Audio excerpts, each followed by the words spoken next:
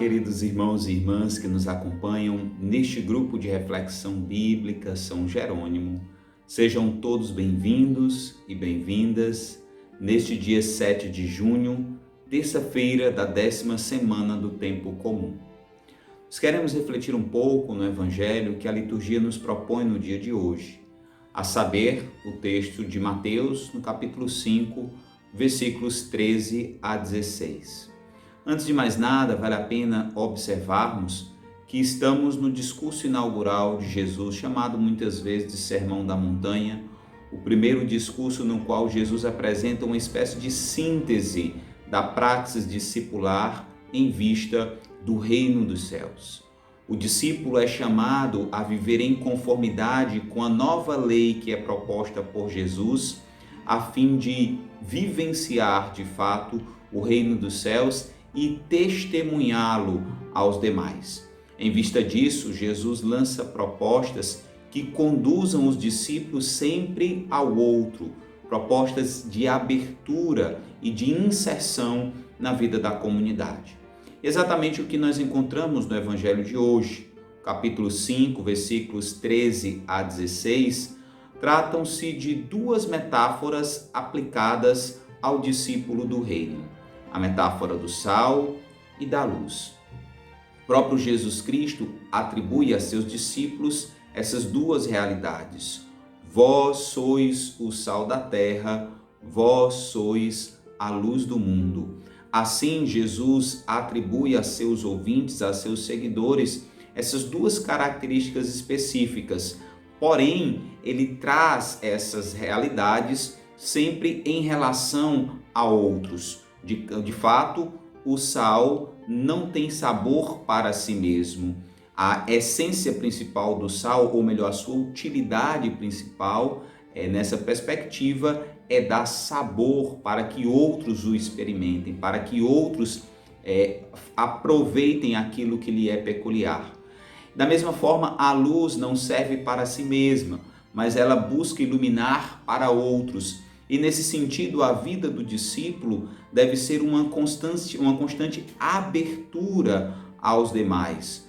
A praxis cristã nos ajuda, nos convida então a viver sempre como testemunhas para o outro, numa vida de abertura, de diálogo, de compaixão e, acima de tudo, uma vida que vai ser testemunho para outros crerem em Jesus como Messias. E nesse sentido, Jesus chama a atenção de seus ouvintes: se o sal perde o sabor, ele para nada mais serve. Serve apenas para ser lançado fora e pisado pelos homens.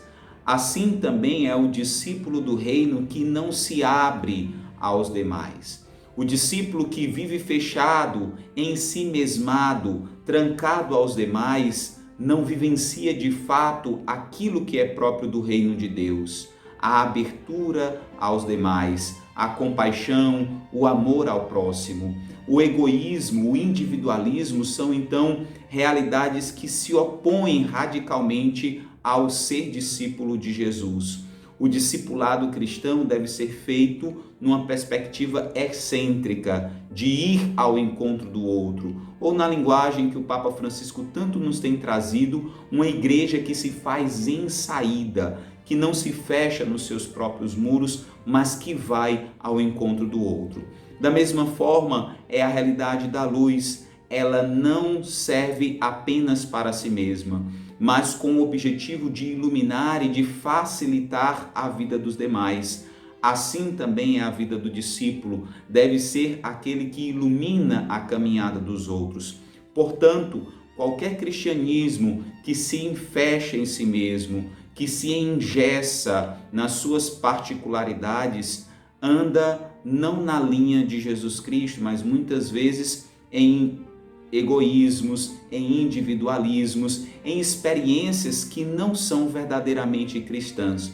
O cristianismo, de fato, nos convoca a ir ao encontro dos demais, a buscar, de fato, a realidade dos outros, a fim de se tornar cada vez mais canal de graça, instrumento de salvação na vida do outro. Nesse sentido, dar sabor e ser luz significa ou sintetiza de fato a praxis discipular.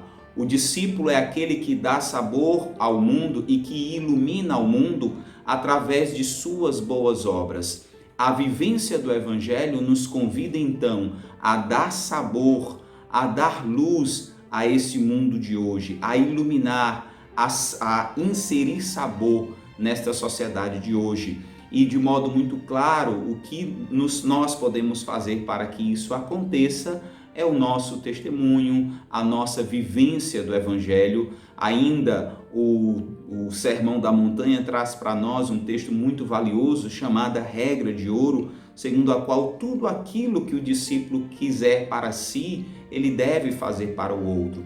Portanto, na sua palavra, Jesus nos convoca sempre a ver o outro e a ser instrumento para o outro, não instrumento de exclusão, não instrumento de acusação, mas sobretudo instrumento de salvação que conduz a graça de Deus aos demais. Por fim, vale a pena recordar um texto que é da tradição joanina, mas que muito nos serve nesse momento. João 8, capítulo 12, Jesus diz: eu sou a luz do mundo. E dentro dessa realidade nós precisamos sempre compreender que tanto a luz quanto o sabor da vida discipular vem do próprio Cristo. Apenas unidos a Cristo e aberto aos demais é que nós conseguiremos de fato ser sal da terra e ser luz do mundo. Por fim, nesse mundo tão marcado muitas vezes por injustiças, opressões, perversão de valores muitas vezes, nós precisamos redescobrir a força que vem de Cristo e, inspirados em Jesus, tornar-nos canais da graça de Deus na vida dos demais, evitando qualquer fechamento em si mesmo, evitando qualquer praxis de isolamento, de condenação, mas vivenciando de fato o Evangelho que propõe o reino de Deus, um reino de justiça, de fraternidade, um reino que começa nessa realidade imanente, mas que aponta para o transcendente, que aponta para a eternidade. Que Cristo Jesus, sal da terra e luz do mundo, nos ajude a iluminar e a dar sabor à nossa sociedade de hoje. Como discípulos missionários de Jesus Cristo, sejamos instrumentos de salvação.